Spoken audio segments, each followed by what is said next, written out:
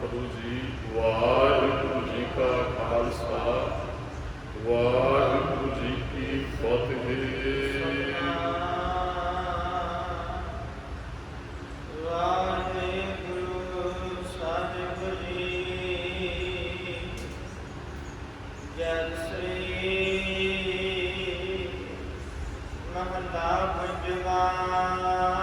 राग जैत सभी ये पावन शब्द गुरु अर्जन साहिब महाराज की रचना तो उचारण होया है।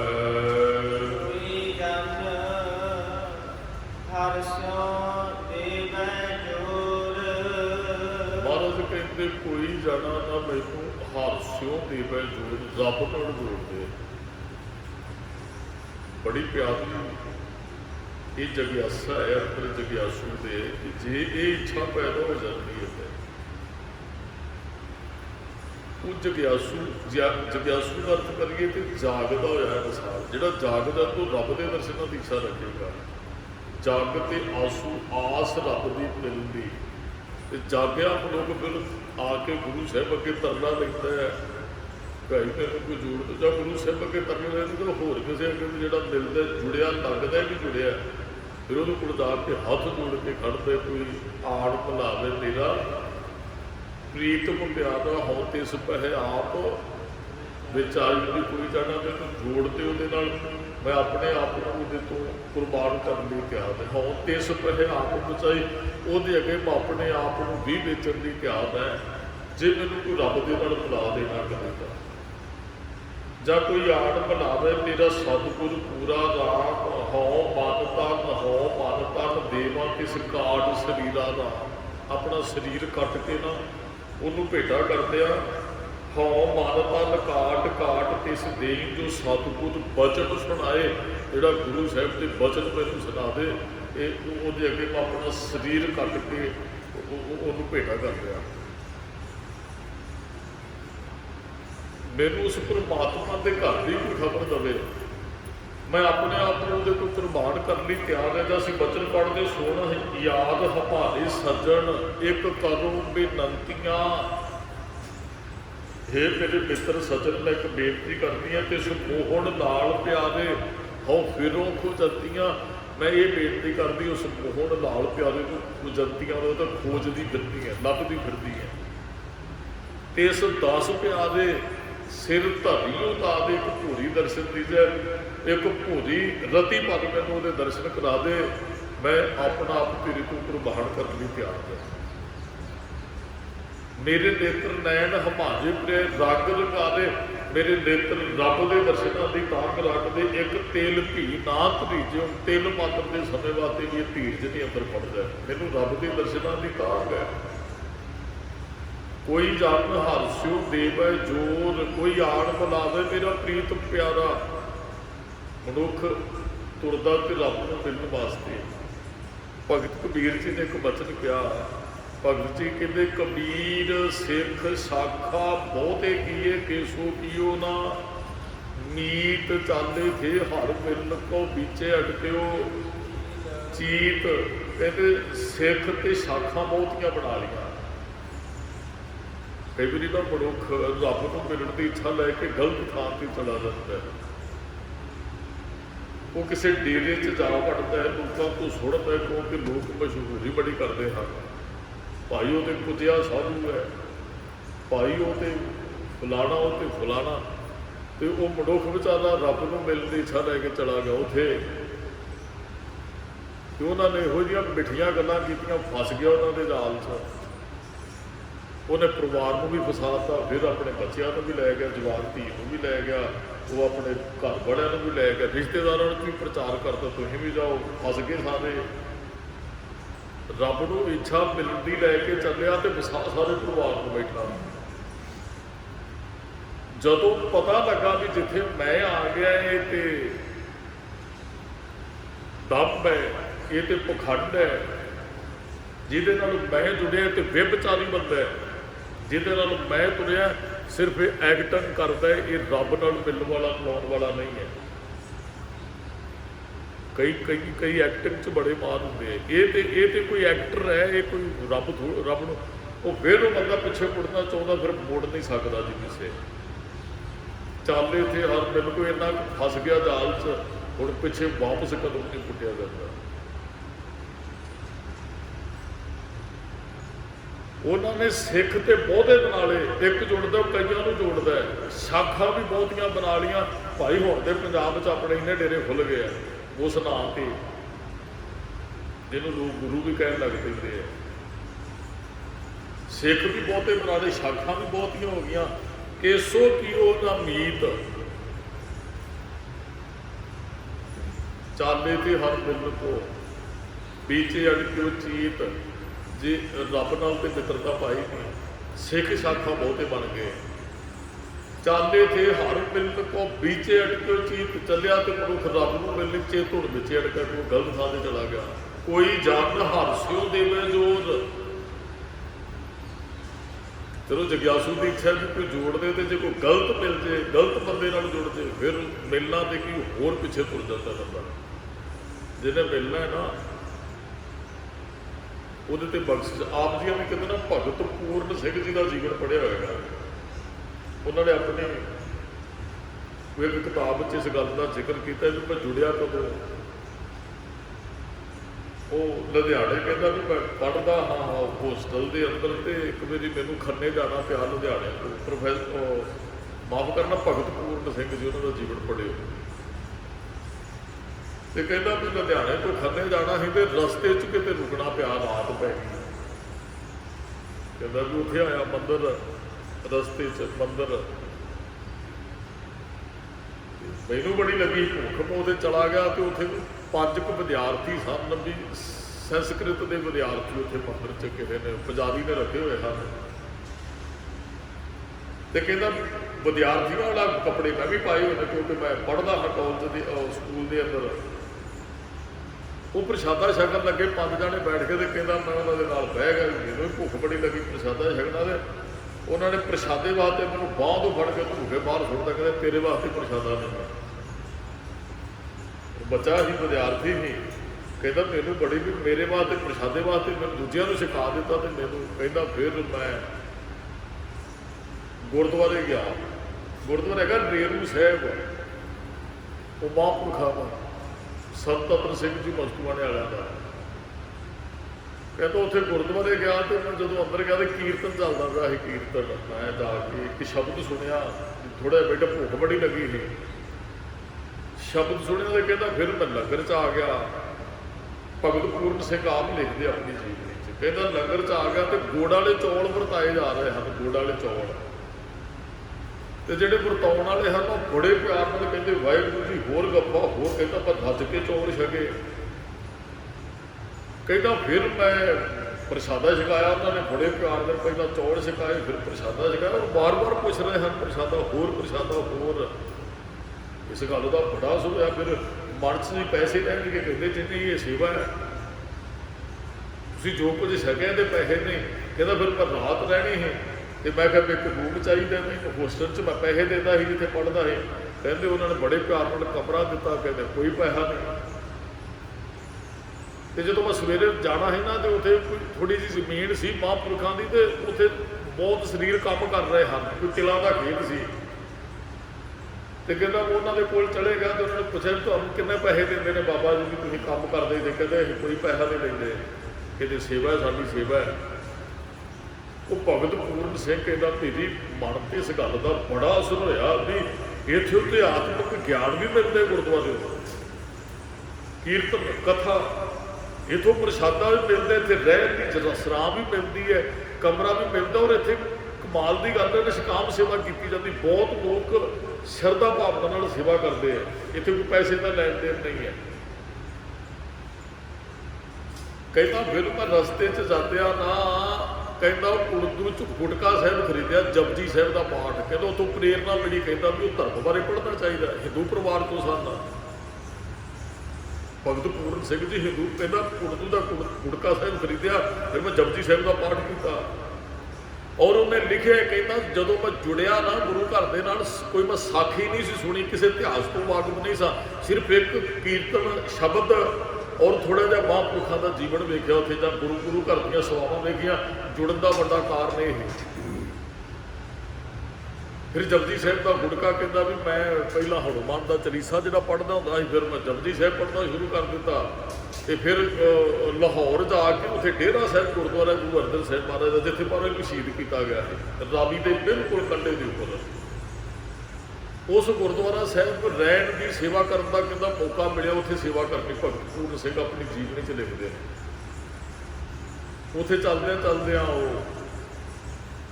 कई शरीरों नाल भी जो आशीर्वाद देते हैं भी ये बहुत अगे जाएगा, भी ये बड़ा उच्ची पदवी प्राप्त करेगा। कहते भगत जी कहते मैंने आशीर्वाद मिलता रहा। उत्थे एक प्यारा सिंह नाम का पिंगला ही उत्थे सेवा कहता मैनू दे दी गई, बिल्कुल अपाज, किते जाके करिया नहीं कर सकते किते कोई कहता वो सेवा मैनू सौंपी तो गुरमुखो ने भरा बना के उन्होंने सेवा की भगत पूर्ण सिंह ने। फिर हरमंदर साहिब आते ने वागी च पा के उन्होंने चुक के रोज़ दर्शन कराते रहे भगत पूर्ण सिंह जी, उन्होंने जीवन पढ़िओ किते। तो फिर उन्होंने अपन किताबां लिखियां, बहुत कुछ मिलता है भगत पूर्ण सिंह बारे, पढ़ना चाहिए सानू। शायद कोई जान हादसों देवे, जो अज शब्द है ना भगत पूर्ण सिंह का जीवन पढ़िओ, शायद उन्होंने जीवन ही सानू गुरु घर नाल जोड़ दे पूर्ण तौर पर। मैं जुड़े तो असं दिसते ही है सारे बैठे हैं या जुड़े हैं कि पूर्ण तौर पर उन्होंने वांगू ही जुड़ती है। फिर उन्होंने बहुत गल्लां लिखियां अपनी लिखत च भगत पूर्ण, कहते डीजल ते पेट्रोल की वरतों बिल्कुल घट करो, जिन्नी बचत हो सकती करो। बहार की रुत च घट तो घट एक मनुख एक दरख्त लाए, वध नहीं ला। पानी की संभाल करो, ये बहुत कुछ उन्होंने अपन लिखतों च लिखा। फिर एक घरे ना कोई अफसर से उन्हें प्रसादा वरत लिया भगत पूर्ण सिंह जी का, उन्होंने घरे प्रसादा छकन गए तो उन्होंने बड़ी लकड़ लाई हुई घरे, फर्नीचर बहुत लगा हुआ। तो वो भगत जी अंदर गए तो एकदम कदम रुक गए, कदम रोके तो उन्होंने बड़े ध्यान देखा आसे पासे सारा, तो जल्दी जल्दी बाहर निकले। काले बड़े तुरते हैं भगत जी, वो जल्दी जल्दी बाहर निकल गए। तो जो अफसर पिछे दौड़िया कहता भगत जी की गल हो गई, प्रसादा नहीं छकिया। कहते तेरे घरों प्रसादा नहीं, पापियां के घरों प्रसादा काला। कहता मैं तो कोई पाप नहीं किया। कहने लगा किन्ने दरख्त वढ़ के तू अपने घरे लाई बैठा, दरख्त को कटना की पाप नहीं। कहता जो कुदरत को प्यार नहीं करता भगत पूर्ण सिंह वो मित्र नहीं हो सकता। कहता जी बच्चों ने जिद की ही लकड़ लानी है। कहता बच्चों की जिद करने वास्ते किसी का कतल करीदा है। उन्हें प्रसादा नहीं छकिया, घरों चला गया। कहते मैं पिछे भज के तरले करके प्रसादा, कहता अगे तो वादा कर यहो पाप नहीं करेगा। कहता भाव उन्होंने चंगा संदेश दिता। फिर एक दरख्त थल्ले उन्होंने फिर पिंगलियां की सेवा शुरू की। दरख्त कोई बिल्डिंग नहीं, कोई नहीं, लोगों तो मंगते सन, रसीद रखते हैं, तो लोगों तो मंग के अमीर बंदियां तो लोगों का भला करते हैं जिन्हों का कोई नहीं संसार के उपर।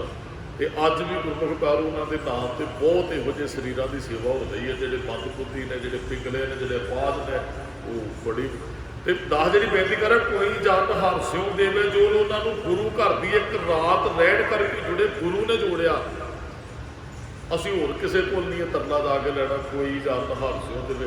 साड़ा तो गुरु प्रतक बैठा जी गुरु साहब को, गुरु जोड़न का ही काम करता है। तो दास ने पहला बेनती की उत्थे ना जुड़ जाइए, जिथे पछताना पवे, पछताया हाथ भी फिर कोई नहीं आना। फिर तो सारा परिवार ही चुगल च फस चुकिया होता है, फिर नहीं निकलिया जाता। रिश्तेदार भी बंदा जिधर पता लगता उधर फिर तौबा करता, फिर रोता है। फिर तो कईयों को पता भी लग जाता, फिर भी कहते नहीं है ही है जी, है ही है। कोई जन हादसों देवे जोर, कोई चंगा तेन रब दे नाल जोड़ दे।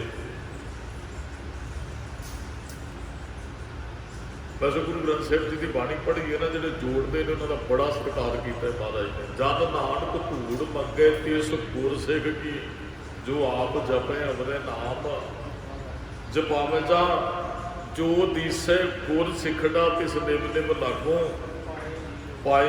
जोड़ा जोड़न का काम करता है। संत अतर सिंह जी महतवाणा ने क्या करते हैं, कहते जी उन्होंने दो गल्लां कहियां, किसी ने सवाल किया करते हैं उन्होंने, कहते जी स्वर्ग की है नरक की है। उन्होंने कहा गुरु साहब नाल जुड़ जाना, गुरु की सिक्ख्या ते चलना, स्वर्ग च रहना है, तो गुरु नाल टुट के एवं आप राजा जीवन जिउणा नरक च पैना ही है। कहते जी पुण्य की है पाप की है। उन्होंने सीधे जे अर्थ किए, कहते गुरु साहब नाल जोड़ देना इस तो वड्डा पुण्य कोई नहीं, तोड़ देना इस तो वड्डा पाप भी कोई नहीं। किसी भुले भटके प्रेरो रोज तो जोड़ दो, ਇਹਦੇ ਵਰਗਾ ਪੂਰਨ ਕੋਈ ਨਹੀਂ ਹੈ। ਤੇ ਕਿਸੇ ਜੁੜੇ ਹੋਏ ਨੂੰ ਹੋਰ ਗੱਲਾਂ ਕਰਕੇ ਬਾਹੋਂ ਫੜ ਕੇ ਗਏ ਗੱਡੀ 'ਚ ਬਿਠਾ ਕੇ ਡੇਰੇ 'ਚ ਲੈ ਜਾਣਾ, ਇਹਨੂੰ ਵੱਡਾ ਪਾਪ ਵੀ ਕੋਈ ਨਹੀਂ ਹੈ ਵੀ ਤੈਨੂੰ ਇੱਥੋਂ ਕੀ ਮਿਲਿਆ। ਕਈ ਵਾਰੀ ਐਸਾ ਕੁਝ ਹੁੰਦਾ ਨਾ, ਸਾਡੇ ਬਹੁਤ ਇਤਿਹਾਸ ਪਿਆ ਸਾਡੇ ਇਤਿਹਾਸ ਦੇ ਅੰਦਰ ਵੀ ਕਈਆਂ ਨੇ ਆਖਿਆ ਵੀ ਤੈਨੂੰ ਗੁਰੂ ਕਰ ਜਾਂਦਾ ਇੰਨਾ ਚਿਰ ਹੋ ਗਿਆ, ਤੈਨੂੰ ਕੀ ਮਿਲਿਆ, ਤੈਨੂੰ ਕੀ ਮਿਲਿਆ। ਕਿ ਉਹ ਤਬਾਹ ਹੋ ਗਏ ਜਿਹੜੇ ਇਹੋ ਜਿਹੇ ਕਹਿਣ ਵਾਲੇ ਹਨ, ਤੇ ਜਿਹੜੇ ਜੁੜੇ ਰਹੇ ਉਹਨਾਂ ਨੂੰ ਤਾਂ ਫਿਰ ਸਾਰੀਆਂ ਬਖਸ਼ਾਂ ਵਰਤਦੀਆਂ। ਜਿਵੇਂ ਮਾਂ ਪਿਓ ਬੱਚੇ ਨੂੰ ਉਹ ਚੀਜ਼ ਨਹੀਂ ਦਿੰਦਾ ਜਿਹੜਾ ਬੱਚਿਆਂ ਵਾਸਤੇ ਘਾਤਕ ਹੋਵੇ, ਬੱਚਿਆਂ ਦਾ ਨੁਕਸਾਨ ਕਰੇ, ਮਾਂ ਪਿਓ ਉਹ ਚੀਜ਼ ਦਿੰਦੇ ਜਿਹਦੇ ਨਾਲ ਬੱਚਿਆਂ ਦਾ ਲਾਭ ਔਰ ਬੱਚੇ ਚੰਗੇ ਪਾਸੇ ਨੂੰ, ਤੇ ਜਿਸ ਚੀਜ਼ ਨਾਲ ਬੱਚਿਆਂ ਦਾ ਨੁਕਸਾਨ ਮੰਗਣ ਵੀ ਬੱਚੇ ਮਾਂ ਪਿਓ ਕਦੇ ਨਹੀਂ ਲੈ ਕੇ ਦਿੰਦੇ। ਜੇ ਸਾਨੂੰ ਨਹੀਂ ਨਾ ਕਿ ਥੋੜਾ ਸਮਾਂ ਮਿਲਦੀ ਤੇ ਅਸੀਂ ਨਾਰਾਜ਼ ਨਹੀਂ ਹੋਣਾ, ਇਸ ਕਰਕੇ ਨਹੀਂ ਦਿੰਦਾ ਵੀ ਨੁਕਸਾਨ ਹੈ ਸਾਡਾ ਇਹਦੇ ਨਾਲ, ਜੇ ਫਾਇਦੇਮੰਦ ਹੁੰਦੇ ਬਿਨਾਂ ਮੰਗਿਆ ਤੋਂ ਹੀ ਉਹਨੇ ਦੇ ਦੇਣੀ ਸੀ। ਤੇ ਸਾਡੇ ਭਲੇ ਵਾਸਤੇ ਕੋਈ ਚੀਜ਼ ਹੁੰਦੀ ਫਿਰ ਮੰਗਣ ਦੀ ਵੀ ਲੋੜ ਨਹੀਂ ਪੈਣੀ।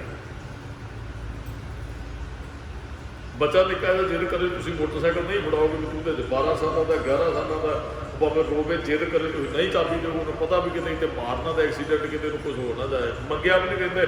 ਤੇ ਤੁਹਾਨੂੰ ਮੰਗਿਆ ਵੀ ਕੁਝ ਨਹੀਂ ਮਿਲਦਾ, ਨਾਰਾਜ਼ ਨਹੀਂ ਹੋਣਾ ਗੁਰੂ ਸਾਹਿਬ ਨਾਲ, ਉਹਦੇ 'ਚ ਸਾਡਾ ਭਲਾ ਕਰਦੇ ਆ। ਨਹੀਂ ਉਹ ਚੀਜ਼ ਦੇਣੀ ਚਾਹੁੰਦਾ ਜਿਹੜੀ ਸਾਨੂੰ ਰੱਬ ਤੇ ਗੁਰੂ ਤੋਂ ਦੂਰ ਲੈ ਦੇ, ਨਹੀਂ ਉਹ ਚੀਜ਼ ਦੇਣਾ ਚਾਹੁੰਦਾ ਜਿਹਦੇ ਨਾਲ ਅਸੀਂ ਆਤਮਿਕ ਤੌਰ 'ਤੇ ਜਾਂ ਸਰੀਰਕ ਤੌਰ 'ਤੇ ਲੁੱਟੇ ਜਾਈਏ ਜਾਂ ਹੋਰ ਕਿਸੇ ਤਰੀਕੇ ਨਾਲ ਅਸੀਂ ਤਬਾਹ ਹੋ ਜਾਈਏ। ਮਰਦ ਕਹਿੰਦੇ ਕੋਈ ਜਨ ਹਾਰਸਿਓ ਦੇਵੈ ਜੋਰ, ਕੋਈ ਜਣਾ ਭਾਈ ਮੈਨੂੰ ਰੱਬ ਦੇ ਨਾਲ ਜੋੜ ਦੇਣਾ ਕਦੇ।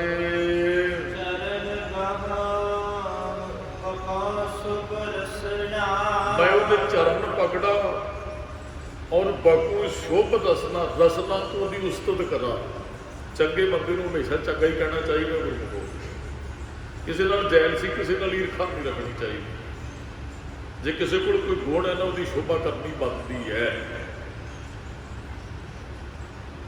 ਮਹਾਰਾਜ ਕਹਿੰਦੇ ਜਿਹੜਾ ਜੋੜਦਾ ਹੈ ਨਾ, ਮੈਂ ਚਰਨ, ਉਹਦੇ ਚਰਨ ਵੀ ਪਕੜਦਾ ਹੈ ਤੇ ਮਿੱਠੇ ਬੋਲ ਕੇ ਉਹਦੀ ਸ਼ੋਭਾ ਵੀ ਕਰਦਾ ਹੈ, ਬਣਦੀ ਵੀ ਹੈ ਨਾ ਉਹਦੀ ਸ਼ੋਭਾ। ਚਰਨ ਵੀ ਪਕੜਦੀ ਹੈ, ਉਹ ਘਾਟੇ ਵਾਲੀ ਗੱਲ ਨੇ। ਅਸੀਂ ਨਾ ਇੱਕ ਵਾਰੀ ਉਸਤਾਦ ਜੀ ਨਾਲ ਗਏ ਕਿਸੇ ਨੂੰ ਮਿਲਣ, ਮੈਂ ਨਾਂ ਨਹੀਂ ਲਾਂਗਾ ਜਿਹਨੂੰ ਮਿਲਣ ਗਏ, ਉਹ ਵਿਦਿਆਰਥੀ ਹਨ ਤੇ ਉਹਨਾਂ ਨੇ ਪੈਰੀਂ ਹੱਥ ਲਾ ਦਿੱਤਾ। ਉਹ ਬੜੀ ਮਹਾਨ ਹਸਤੀ ਜਿਹਨੂੰ ਮਿਲਣ ਗਏ ਸੀ ਉਸਤਾਦ ਜੀ ਨਾਲ, ਉਹ ਅੱਗੋਂ ਗੁੱਸੇ ਹੋ ਗਿਆ ਜੀ, ਕਹਿੰਦਾ ਤੁਹਾਨੂੰ ਪੈਰੀਂ ਹੱਥ ਲਾਤਾ। ਉਹ ਉਦੋਂ ਸਾਡੇ ਮਨ 'ਤੇ ਵੀ ਇਹ ਗੱਲ ਕਿ ਪੈਰੀਂ ਹੱਥ ਲਾਇਆ। ਉਹ ਫਿਰ ਸਾਡੇ ਉਸਤਾਦ ਜੀ ਨੇ ਉਹਨੂੰ ਸਮਝਾਇਆ, ਕਹਿੰਦੇ ਤੁਹਾਡਾ ਸਤਿਕਾਰ ਕੀਤਾ, ਬੱਚੇ ਸਿੱਖਦੇ ਹੋ, ਤੁਸੀਂ ਧਰਮ ਦੀ ਦੁਨੀਆ 'ਚ ਬੜਾ ਉੱਚਾ ਵਿਚਰਦੇ ਹੋ, ਤੇ ਚਲੋ ਤੁਹਾਡੇ ਵਾਸਤੇ ਵੀ ਹੋਏਗਾ ਵੀ ਨਹੀਂ ਹਿਲਾਉਣਾ ਚਾਹੀਦਾ, ਪਰ ਇਹਨਾਂ ਨੇ ਆਪਣੀ ਭਾਵਨਾ ਜਿਹੜੀ ਪ੍ਰਗਟ ਕੀਤੀ ਹੈ। ਜੇ ਤੁਸੀਂ ਅੱਜ ਚੰਗੀ ਪਦਵੀ 'ਤੇ ਬੈਠੇ ਹੋ ਤਾਂ ਤੁਹਾਡਾ ਸਤਿਕਾਰ, ਤੁਸੀਂ ਇਸ ਅਹੁਦੇ 'ਤੇ ਹੁੰਦੇ, ਇਹਨਾਂ ਨੇ ਵਿਦਿਆਰਥੀਆਂ ਨੇ ਤੁਹਾਡੇ ਪੈਰੀਂ ਹੱਥ ਥੋੜ੍ਹੀ ਲਾਉਣਾ ਸੀ, ਤੁਹਾਨੂੰ ਨਹੀਂ ਹਿਲਾਉਣਾ। ਕੋਈ ਡਰ ਨਹੀਂ, ਤੁਸੀਂ ਕਿਸੇ ਦਾ ਸਤਿਕਾਰ ਕਰੋ। ਗੁਰੂ ਮੰਨ ਕੇ ਕਿਸੇ ਦੇ ਅੱਗੇ ਨਹੀਂ ਝੁਕਣਾ ਕਦੇ ਵੀ। ਬਹੁਤੇ ਕਹਿੰਦੇ ਵੀ ਕਿਸੇ ਦੇ ਗੋਡੀ ਹੱਥ ਨਹੀਂ, ਕਿਉਂ ਨਹੀਂ ਲਾਉਣੇ? ਜੇ ਬਾਪ ਹੈ ਕਿਉਂ ਨਹੀਂ ਗੋਡੀ ਹੱਥ ਲਾਉਣੇ ਚਾਹੀਦੇ? ਲਾਉਣੇ ਚਾਹੀਦੇ। ਬਾਪ ਦਾ ਸਤਿਕਾਰ ਜਿਹੜਾ ਉਹਨੂੰ ਬਣਦਾ ਦੇਣਾ ਚਾਹੀਦਾ, ਵੱਡਿਆਂ ਦਾ ਸਤਿਕਾਰ ਬਣਦਾ ਦੇਣਾ ਚਾਹੀਦਾ। ਗੁਰੂ ਸਮਝ ਕੇ ਕਿਸੇ ਦੇ ਅੱਗੇ ਨਹੀਂ ਝੁਕਣਾ, ਕਿਸੇ ਨੂੰ ਗੁਰੂ ਸਮਝ ਕੇ ਨਹੀਂ ਮੱਥਾ ਟੇਕਣਾ, ਗੁਰੂ ਸਮਝ ਕੇ ਕਿਸੇ ਦੇ ਅੱਗੇ ਨਹੀਂ ਝੁਕਣਾ। ਵੈਸੇ ਬਣਦਾ ਸਤਿਕਾਰ ਸਾਨੂੰ ਕਰਨਾ ਚਾਹੀਦਾ।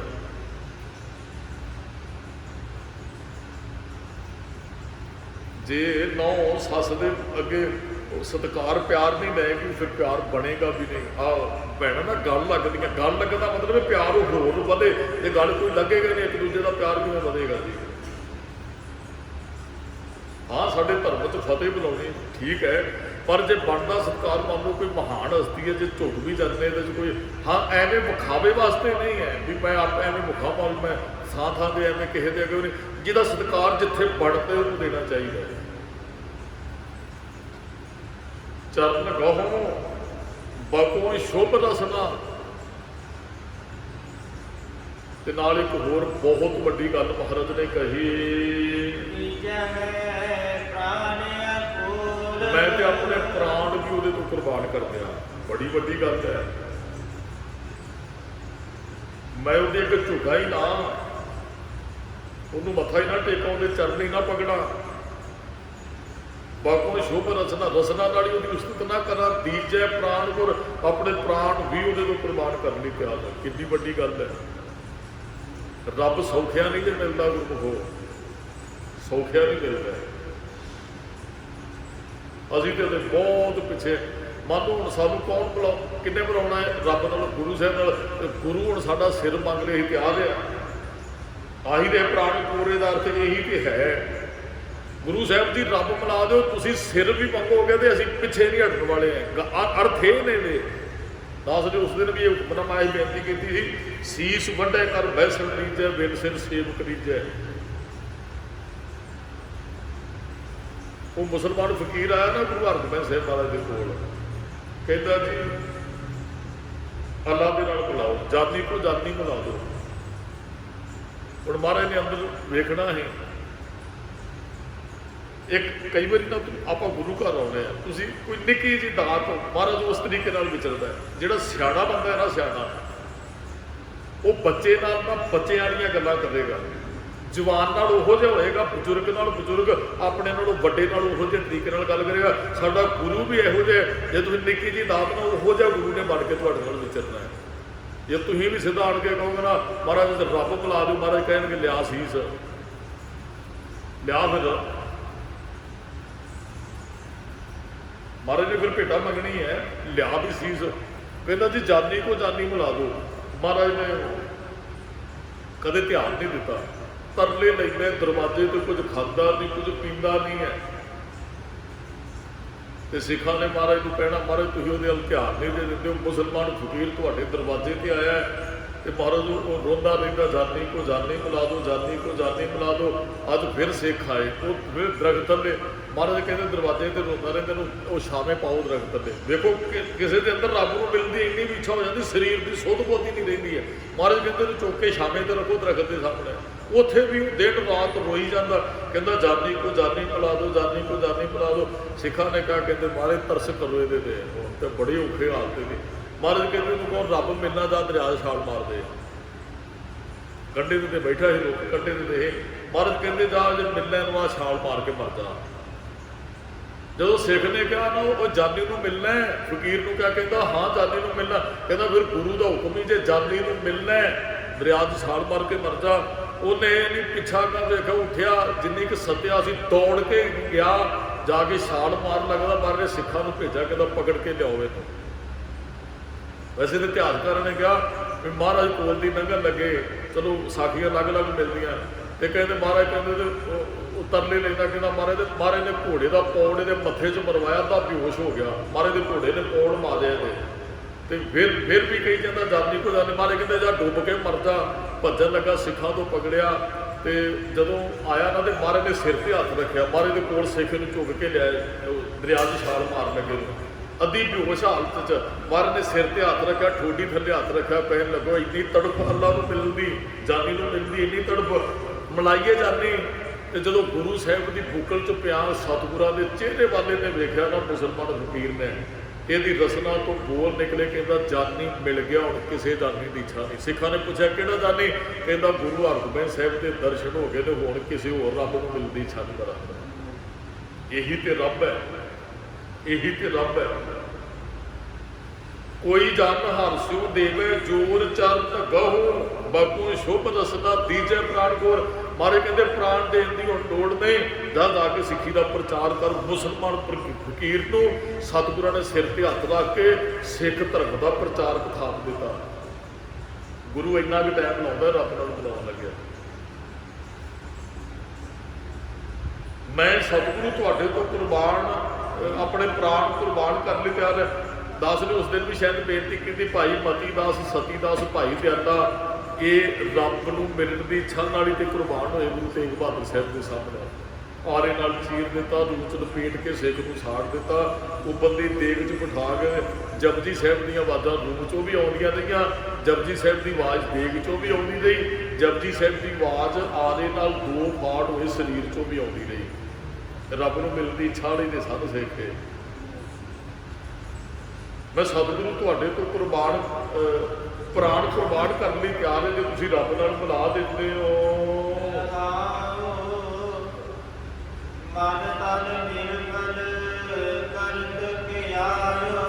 ਮਹਾਰਾਜ ਕਹਿੰਦੇ कहते पहला मन ते तन नूं निर्मल करत क्यारू। दास ने उस दिन हुक्मनामाया बेनती की है भी जिमीदार बीज पाउंदा है तो क्यारे बनाउंदा है तो उन्होंने पैली को वाह के ना ठीक करता है। पहला जिहड़ा घाह फूस हुंदा उहनूं साड़ दिंदा, फिर जाल मार के इकट्ठिया करदा, उहनूं अग ला दिंदा जां जिमीदार 2-3 वारी वाही करते हैं भी वो घाह चंगी तरह जो सड़ते थल्लों पुटते हैं, गोडी की जाती है, धरती में सवारिया जाता है, फिर वो बीज घेरिया जाता है।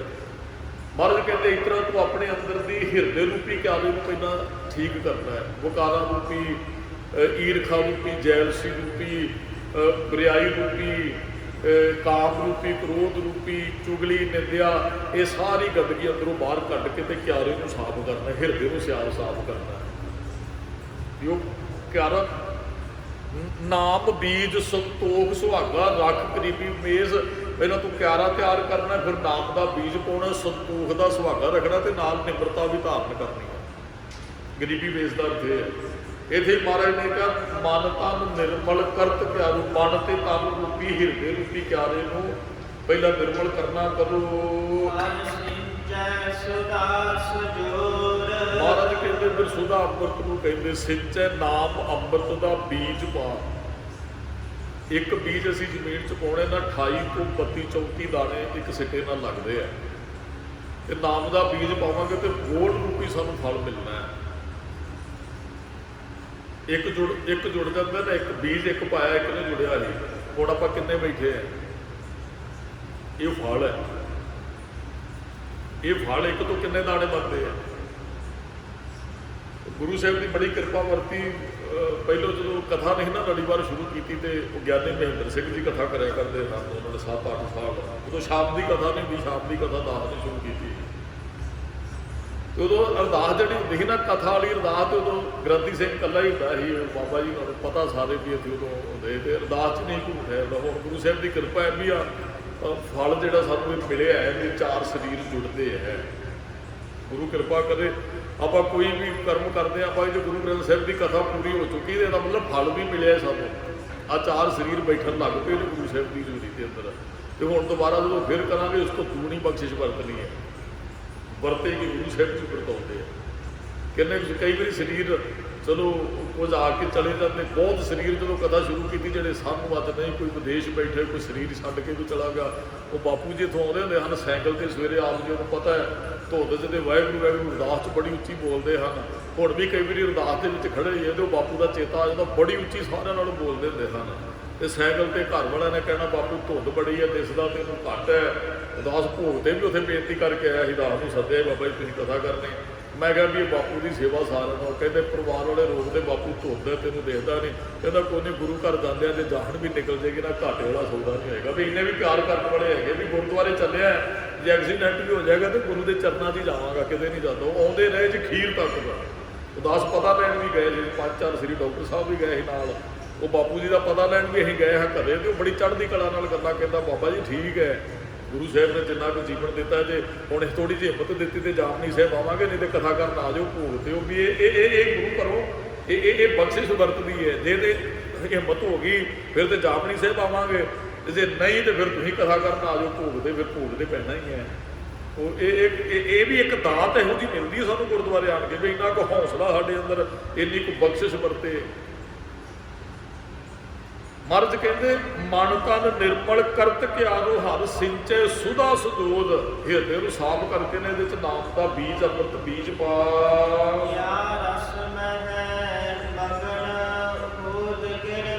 कहते इस नाम रस च ना मगन मनुख जिहड़ा ना वाहिगुरू की कृपा नाल हुंदा है।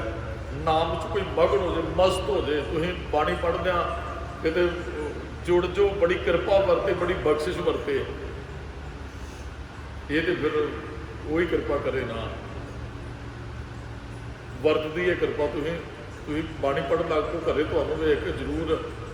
कल ना परसों मैं घरे गया तो शाम को मेरी गुड़िया रो रही, तो मैं पूछा, मैं कहा की गल बेटा रो क्यों रही है? तो कहती पापा मैनूं गुटका साहब नहीं दिंदा, भी वीरा गुटका नहीं दिंदा। मैं क्यों? कहती मैं पाठ पहला करना है, वो पहला कर। वो मैनूं बड़ा इस गल की खुशी नहीं, मैं शुगर है भी ये गुटका साहब तो रो रहे हैं भी लड़ रहे हैं, गुरु कृपा करे भी आने वाले समय इस तरह ही कितने जुड़े रहन। ਵੀ ਉਹ ਕਹਿੰਦੀ ਮੈਂ ਕਿਹਾ ਮੈਂ ਪੁੱਤਰ ਤੈਨੂੰ ਨਵਾਂ ਗੁਟਕਾ ਸਾਹਿਬ ਲਿਆ ਦਿਆਂਗਾ, ਵੀ ਘਰੇ ਚਲੋ ਇੱਕ ਤੂੰ ਨਿਤਨੇਮ ਕਰ ਲੈਂਦੇ, ਜ਼ਿਆਦਾ ਜਿੰਨਾ ਕੁ ਸਾਂਭ ਸਕਦੇ ਸਾਨੂੰ ਰੱਖਣੇ ਵੀ ਉਨੇ ਕੀ ਚਾਹੀਦੇ ਆ। ਤੇ ਚੰਗੀ ਗੱਲ ਵੀ ਜੇ ਜੁੜੇ ਆ ਤੇ ਫਿਰ ਉਹ ਇਹ ਅਸਰ ਤੇ ਪੈਂਦਾ ਹੈ ਨਾ ਪਰਿਵਾਰ ਦੇ ਉੱਪਰ। ਆ ਬੀਬੀ ਜੀ ਨੇ ਕੱਲ ਆਪਣੀ ਪੋਤਰੀ ਦੀ ਵੀਡੀਓ ਪਾਈ, ਨਿੱਕੀ ਜੀ, ਉਹ ਬੋਲਦੀ ਹੈ ਸਤਿਨਾਮ ਵਾਹਿਗੁਰੂ। ਇਹ ਤੁਸੀਂ ਜੁੜੇ ਹੋ ਤੇ ਬਖਸ਼ਿਸ਼ ਵਰਤਦੀ ਹੈ। ਜੇ ਤੁਸੀਂ ਨਾ ਜੁੜੇ ਹੁੰਦੇ ਤੇ ਉਹਨੂੰ ਕਿੰਨੇ ਕਹਿਣਾ ਹੈ ਵਾਹਿਗੁਰੂ ਕਹੇ, ਉਹਨੂੰ ਕਿੰਨੇ ਕਹਿਣਾ ਹੈ ਗੁਰਦੁਆਰੇ ਚੱਲ, ਉਹਨੂੰ ਕਿੰਨੇ ਕਹਿਣਾ ਹੈ ਵੀ ਬੇਟਾ ਗੁਰਦੁਆਰੇ ਵੀ ਜਾਣਾ ਚਾਹੀਦਾ। ਤੁਸੀਂ ਜੁੜੇ ਹੋ ਤੇ ਬਖਸ਼ਿਸ਼ ਵਰਤਦੀ ਹੈ। ਇਹਨੂੰ ਤੇ 21 ਭੁੱਲਾਂ ਕਹੀਆਂ, ਇਹਨੂੰ ਤੇ ਬਖਸ਼ਿਸ਼ ਵਰਤੀ ਕਹੀ ਹੈ। ਇਹਨੂੰ ਤੇ ਇਹ ਆ ਰਸ ਹੁੰਦਾ ਮਗਨ, ਤੁਹਾਨੂੰ ਇਹਦੇ ਚੋਂ ਰਸ ਹੋਣ ਲੱਗ ਪਿਆ ਨਾ ਨਾਮ ਚੋਂ, ਤੇ ਫਿਰ ਮਗਨ ਹੋ ਜਾਂਦਾ ਬੰਦਾ। ਤੁਸੀਂ ਨਹੀਂ ਬਹੁਤਿਆਂ ਨੂੰ ਮਗਨ ਕਰੋਗੇ।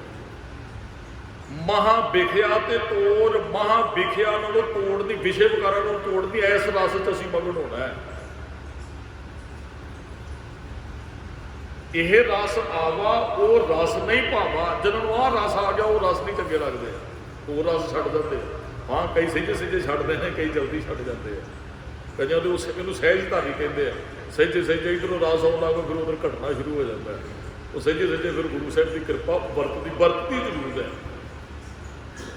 ਹਾਂ ਕਈ ਵਾਰੀ ਕੋਈ ਕੰਮ ਹੁੰਦਾ ਸੌਖਿਆ ਹੋ ਜਾਂਦਾ, ਕਿਸੇ ਕੰਮ ਤੇ ਸਾਨੂੰ ਮਿਹਨਤ ਕਰਨੀ ਪੈਂਦੀ ਹੈ। ਕਈ ਵਾਰੀ ਤੁਸੀਂ ਉਠੋ ਬੜਾ ਮੁਸ਼ਕਿਲ ਕੰਮ ਬੜੀ ਆਸਾਨੀ ਨਾਲ ਹੋ ਜਾਂਦਾ ਹੈ, ਬੜਾ ਆਸਾਨ ਜਿਹਾ ਕੰਮ ਤੁਹਾਨੂੰ ਬਹੁਤ ਸਟਰਗਲ ਕਰਨਾ ਪੈਂਦਾ ਉਹ ਕੰਮ ਨੂੰ ਕਰਨ ਵਾਸਤੇ। ਇਹ ਉਹਨੂੰ ਪਤਾ ਹੈ ਜਿਹੜਾ ਉਹਦੀ ਬਖਸ਼ਿਸ਼ ਵਰਤਣੀ ਹੈ। ਮਹਾਰਾਜ ਕਹਿੰਦੇ ਮਹਾਂ ਵਿਖਿਆ ਤੋਂ ਤੋੜ ਕੇ ਨਾ ਰਸ 'ਚ ਮਗਨ ਹੋ ਜਾਣਾ ਚਾਹੀਦਾ ਹੈ।